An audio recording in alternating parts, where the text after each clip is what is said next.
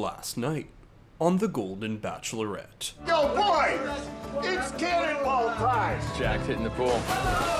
God bless him. I feel like Jack is just here for the cannonballs. I feel like you're just here for the zip line. What?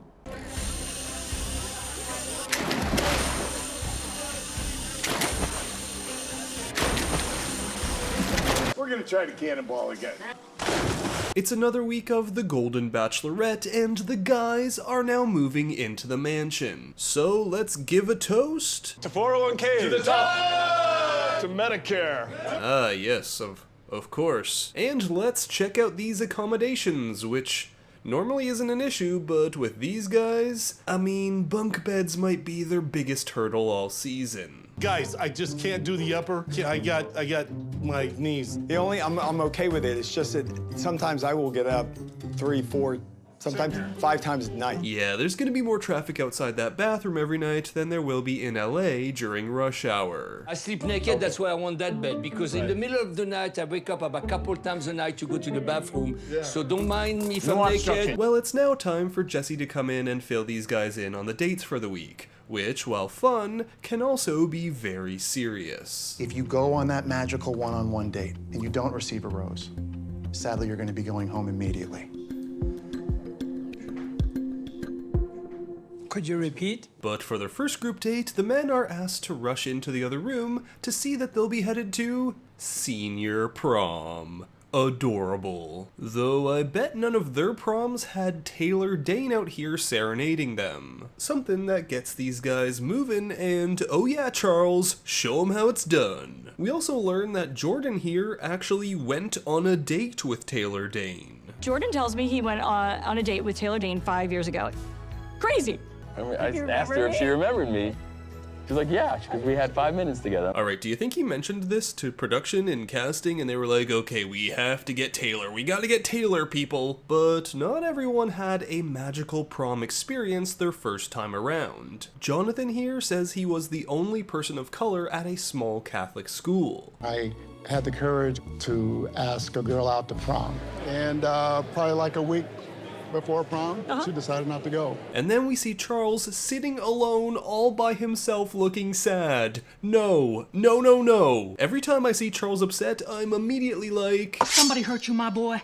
Who hurt you? You tell mama who hurt you. But after my wife passed away, sometimes I shut myself and isolated in a sense because of the sorrow and sadness.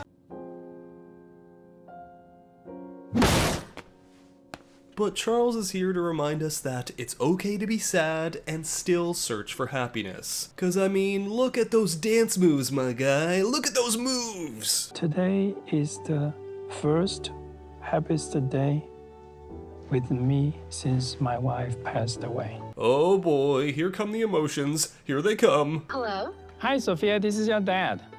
Hi, Dad. I went to the prom. Are you having fun? Oh, yeah. Oh, you're there. I want to see you dance. I don't think I've ever seen you dance before. Well, now we've all seen it. But at the end of the day, only one man can be named prom king, and that honor goes to Jonathan, making his first prom a very special one. Plus, he gets a rose, so bonus. Which means we're now on to the first one-on-one of the season, which is going to be chock full of Disney magic, as Chalk and Joan explore Disneyland, and at least this time, the show's product placement is somewhat veiled, as going to Disneyland is like an actual date idea. You know, as opposed to something like this. I thought it would be so much fun to celebrate the new movie Wicked, which hits theaters this Thanksgiving. So they explore Disneyland, meet new friends. Look. Oh, here he comes. It's R2-D2. Hello.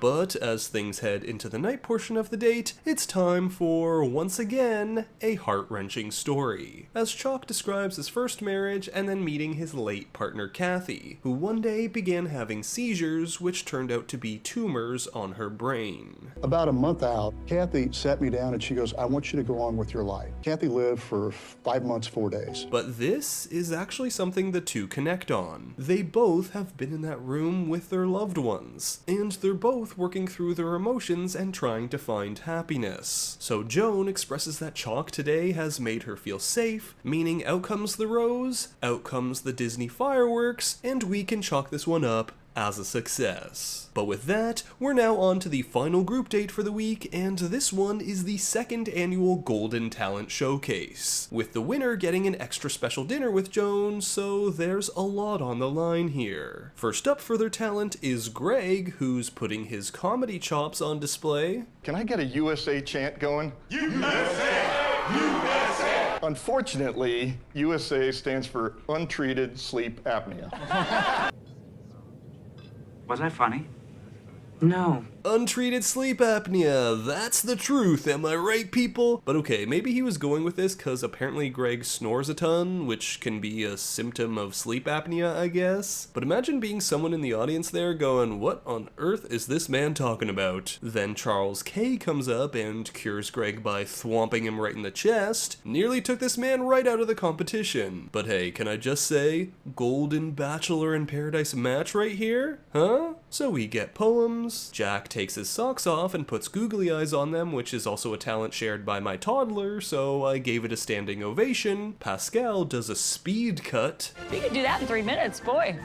Pascal can do a lot in 3 minutes. Pascal, how much would a haircut like that cost?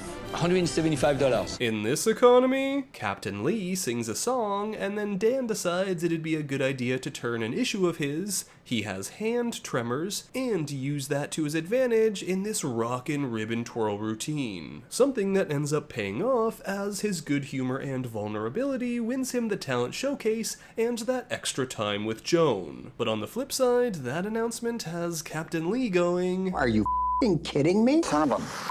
Kim here, which is his actual name, he wanted that extra time, and people are noticing. But on this date, Joan applauds Dan for his bravery at the talent show, and he opens up about his health issues. How he has diabetes, had organ failure, was told he had 6 months to live, but through his doctors and lifestyle changes, he's worked his way out of that. However, this has also made him cautious about dating, as that's a lot for someone to take on with a partner. But that doesn't bother Joan, and she just feels lucky to be here with him. So Dan gets a rose, and it's now time for not a pre-rose ceremony cocktail party, but a pre-rose ceremony barbecue, where Jack has something very, very important to say. Can I please have your attention? I've just been handed an urgent and horrifying news story. And I need all of you to stop what you're doing and listen. Cannonball! It's cannonball time! Jack's hitting the pool. So this barbecue goes on, Jack does more cannonballs. We're gonna try to cannonball again.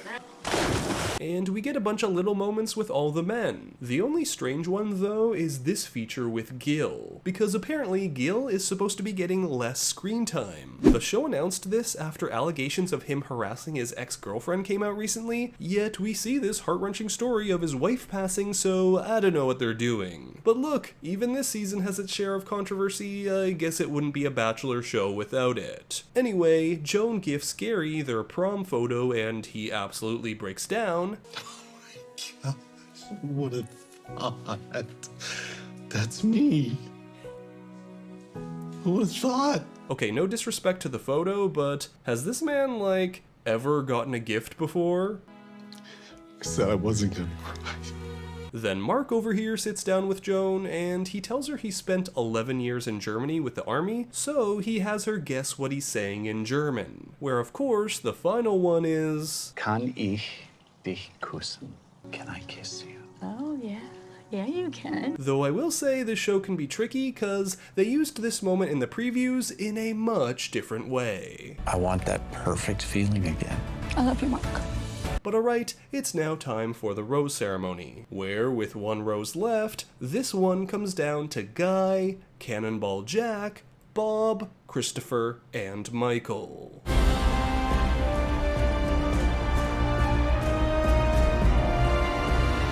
Guy.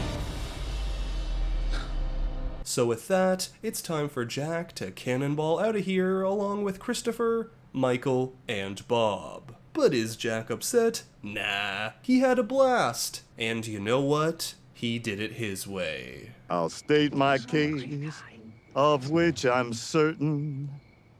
I planned each charted course, each careful step, much more than this. I did it my way. So that's it for this recap of the Golden Bachelorette Week 2. Thanks for watching, and if you enjoyed the video, make sure to give it a like, comment your thoughts down below, and subscribe to the channel for more content. And until next time, Bachelor Fantake out. I feel like Jack is just here for the cannonballs. I feel like you're just here for the zip line.